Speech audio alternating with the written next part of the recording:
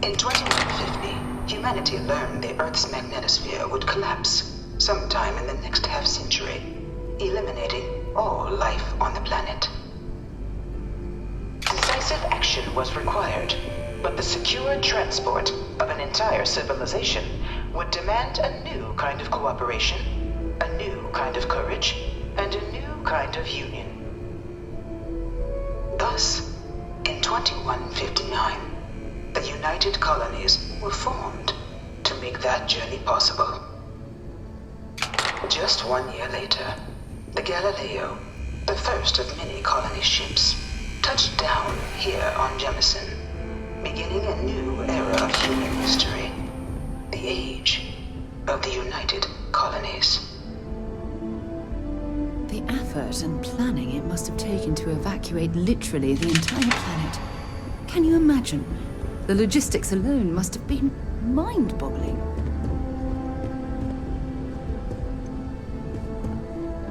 From their foundation, the United Colonies strove to provide all their citizens with opportunity, security, and peace. But there were those among the UC that still wanted something more: independence. So in 2161, the UC issued the Centaurus Proclamation, granting UC citizens the right to settle distant worlds and form their own sovereign powers. It wasn't long before the first new faction, the Free Star Collective, was formally organized in 2188, later followed by House Varun, revealing themselves to the universe in 2230. The result of the Centaurus Proclamation has always left me torn. So much conflict arose as a result. Was it worth it? It was only in 2230 that the faction known as House Varun first made contact with the rest of the settled systems. Founded by the passengers of a colony ship that had left New Atlantis and disappeared 4 decades earlier, House Varun was a faction unlike any other. A theocracy dedicated wholly to the beliefs of its isolationist founder, Janan Varun. House Varun initially made overtures of peace towards the rest of the settled systems. They claimed their only intention was to spread the word of their god, the Great Serpent. But none could have guessed that this worship might take the form of a bloody war, the Serpent's Crusade.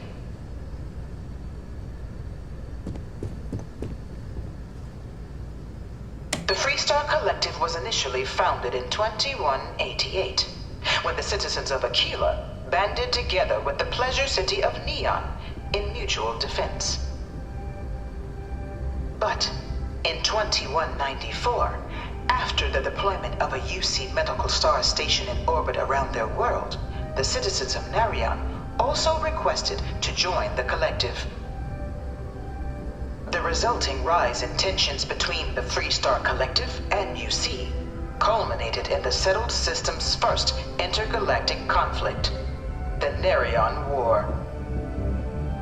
Despite a decisive victory by the UC, the colonies permitted the citizens of Narion to join the collective, forming the basis for the fiercely independent union that persists to this day.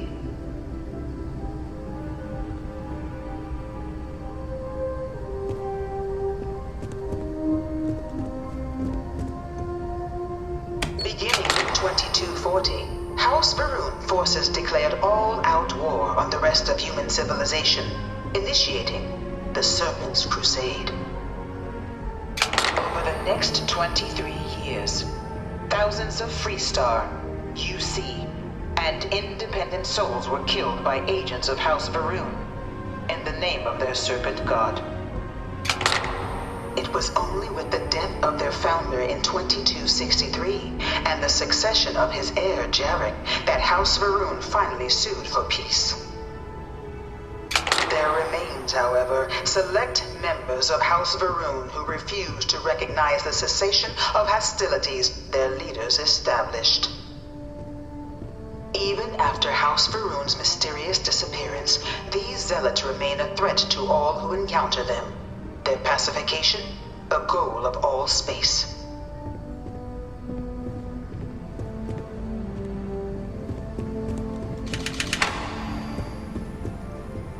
Of the many conflicts between the galaxy's factions, none was more brutal than the recent colony war between the UC and the Freestar Collective.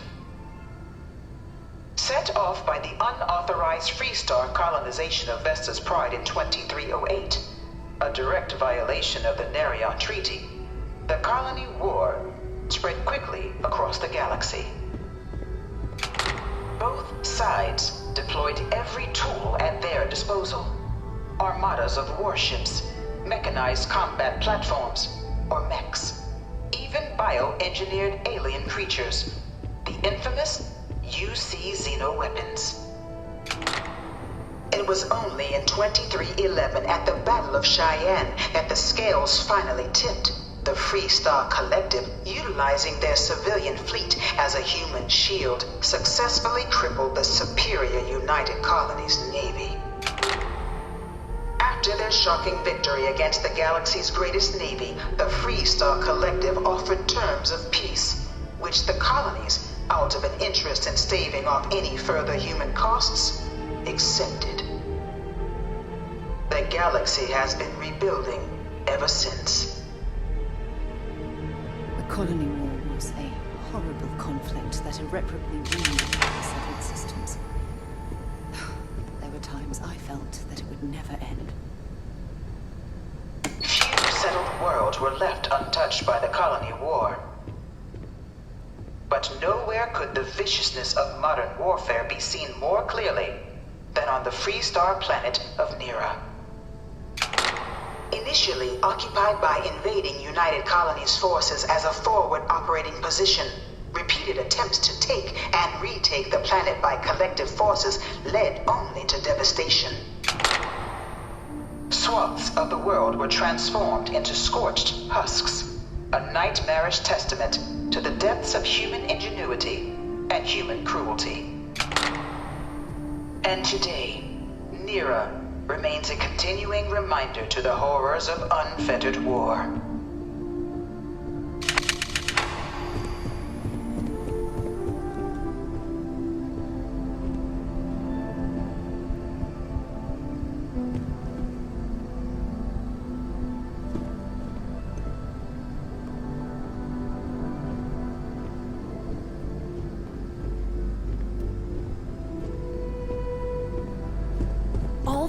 Of my last science. In the midst of the colony war, a different kind of tragedy struck the UC city of Londinian. A newly constructed but critical supply center for the United Colonies war effort, Londinian found itself overrun by one of the galaxy's most mysterious predators, the Terramorph.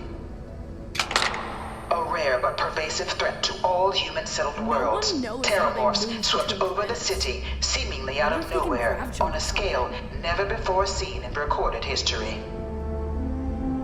Valiant efforts by the UC military slowed the onslaught, but the creatures proved unstoppable. Ultimately, the decision was made to destroy the Londinian spaceport, sealing off the city, the outbreak, and its citizenry from the galaxy at large. The tragedy of Londinian is mourned by the UC to this day.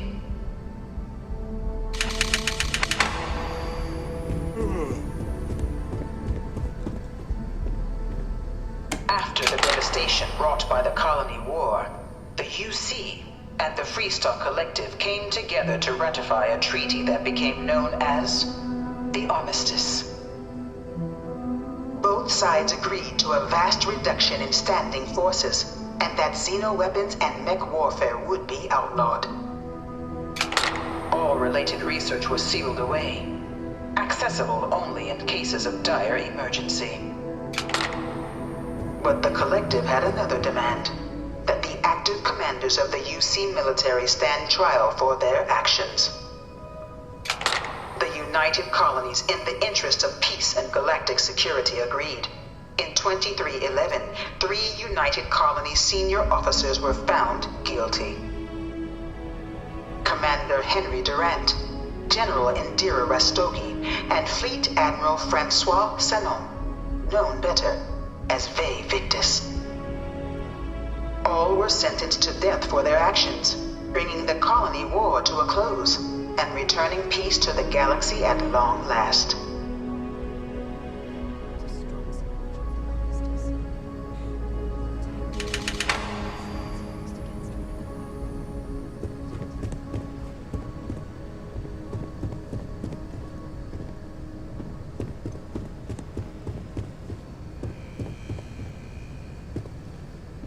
It was into this new world that the Vanguard was born.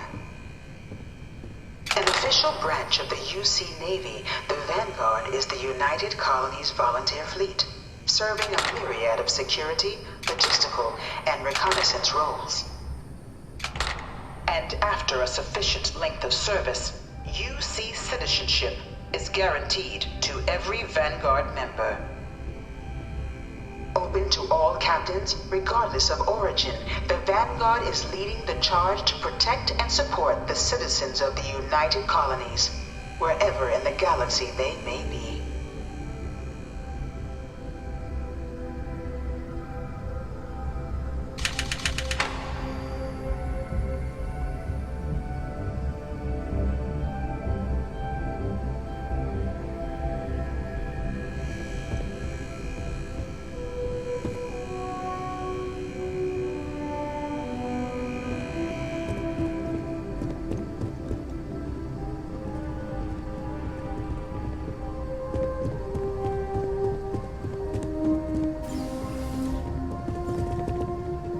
No one is born a United Colony citizen.